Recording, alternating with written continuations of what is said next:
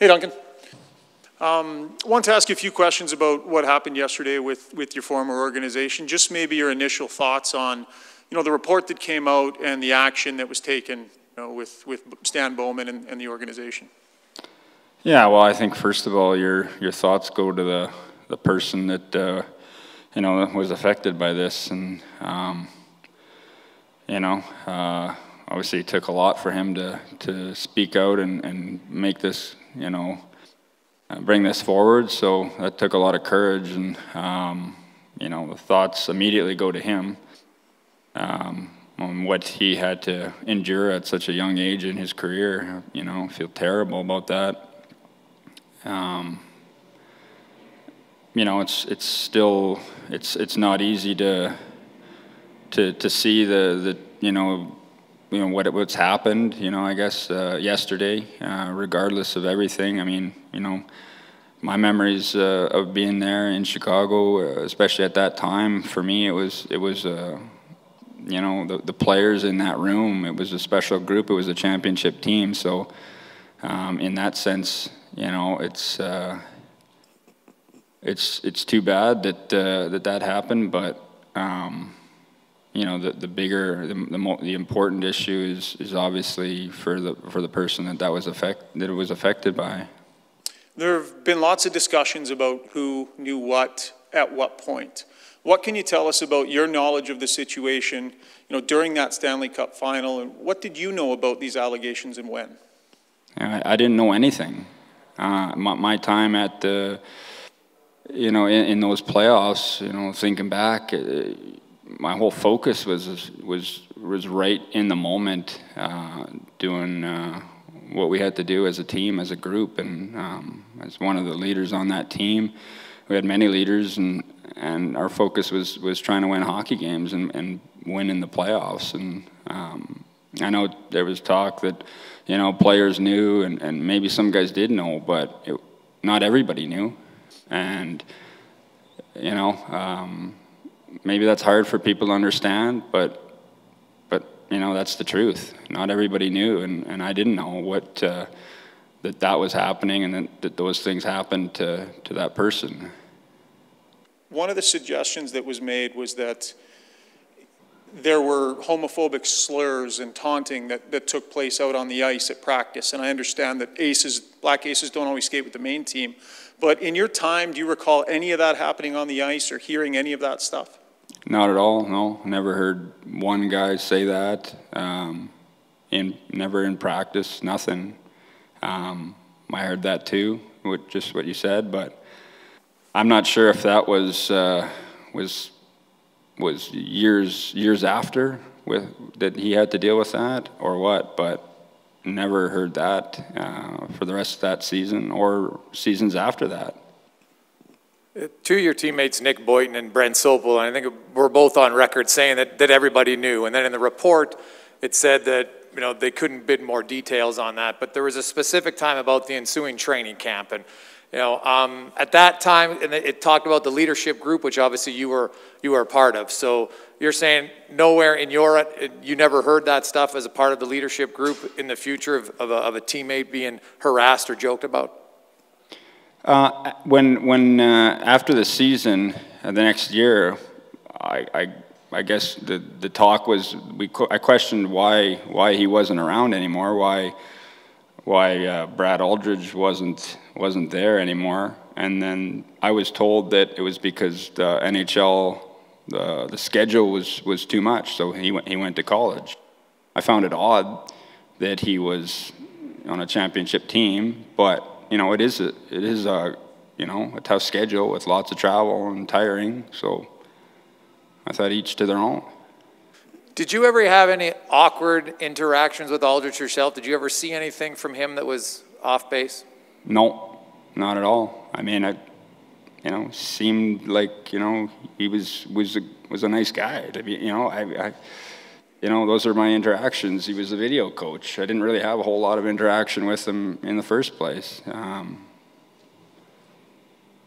It's I don't. That's it. And John Doe's in the report. Have you reached out to him personally? I'm not expecting you to name him, of course, but have you had any interactions with him directly since? I honestly don't even know who it is. I've heard multiple different names, and I don't. That's just like guesses. So I don't know who it is, and to even say or to even reach out to that person. Duncan, can you just clarify when you actually found out about this? When it actually came to light for you? With the whole allegations? Yeah, that's right, yeah. Basically, when the guy was suing, I started, hearing things and finding out more information, and you hear rumors and stuff, but it wasn't until it was made public. I don't know when that was, but it wasn't very long ago. Were you interviewed by Jenner & Block, the firm? No. And, looking back at Chicago, that was a huge championship for you guys, winning, after so many years. Do you think what has happened taints or changes the way that people should look at that championship? Yeah, that's a tough question because it's obviously serious allegations and, serious what happened. So, but at the same time, I just know how, it was a special group of players in that room that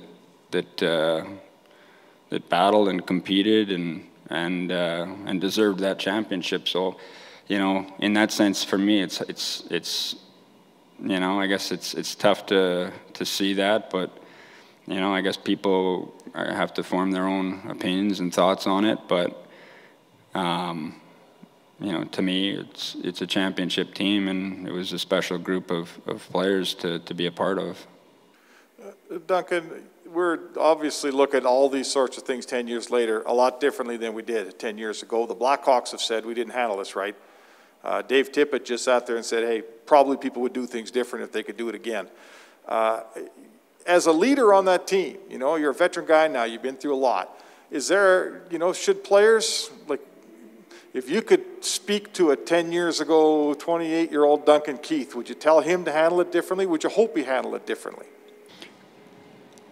For me, I wouldn't have handled anything differently. There was nothing to handle that I even knew about. I mean, especially going through the playoffs when that happened, it was, I didn't know it was going on.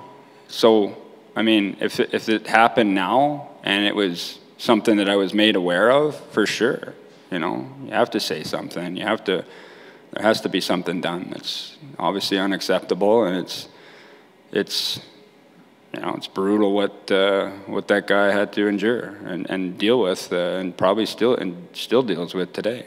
So I think I would know the answer to this, but maybe you can tell our readers and listeners, when you're in that point, when you're going from a Western Conference championship to a Stanley Cup final, could you let us in on sort of how much the players and that dressing room is buffered? How distractions are kept on the outside, things like this are kept on the outside, everything. Players are almost meant to be ignorant to everything around them during that time, is my understanding. What's it like being on that team in that moment? Well, you're just so focused on what you have to do, and whether it was Western Conference Finals, going in the finals, at that point in the season, you're pretty dialed in as a player. You've been playing close to 100 games by then, and your focus is exactly what you have to do on the ice and as a group and what you guys are trying to accomplish on the ice. So, there's not a lot of, things that come in the way and get in the way of your focus. So, certainly if I was aware of that, or if multiple players were aware of what was going on, then that might be a different story. It would be a different story. So I still think that if something like that happens, though, you'd be able to talk to somebody and bring that up and and make it known that, you know, something needs to happen here. Even though even if you're in the conference finals or the finals, like you can still play your game and get that out in the open and make sure that it's taken care of. Hi, Duncan. The players didn't know about it. I mean, that's fair, but management did know about it, and then they didn't handle it properly. Is there any resentment on your part that we're in this situation now because they didn't handle it properly at the time? You know, I mean, I'm not going to sit here and say that there's resentment. Did they handle it the way, you know, it needed to be handled? No, they didn't. But, you know, I don't know why it was handled that way. Can't speak for them. But, you know, obviously should have been probably handled differently. I mean, they cleaned house at the top, but there's also, you know, Cheveldayoff and Quenneville are going to be spoken to. Does the culpability trickle down to them, or does it stop at the top and that's where it ends? I don't really know. I don't know. You know, I didn't read through the whole report either, so I don't really know. And at the end of the day, you know, I think sounds like they're going to do their due diligence, and you know, we'll see what comes of that. Duncan, you know, back then, I mean, there was a player that obviously endured something that, you know, kept it to himself for some time.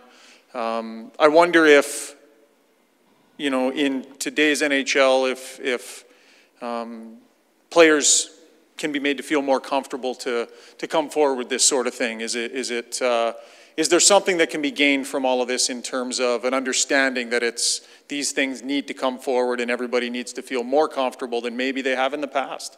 I think so. I think for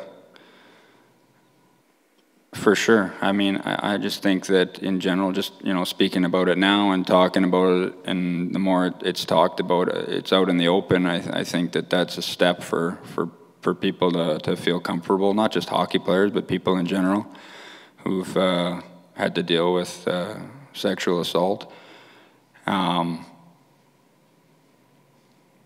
Yeah, I definitely think, I feel like it's a different era or different generation.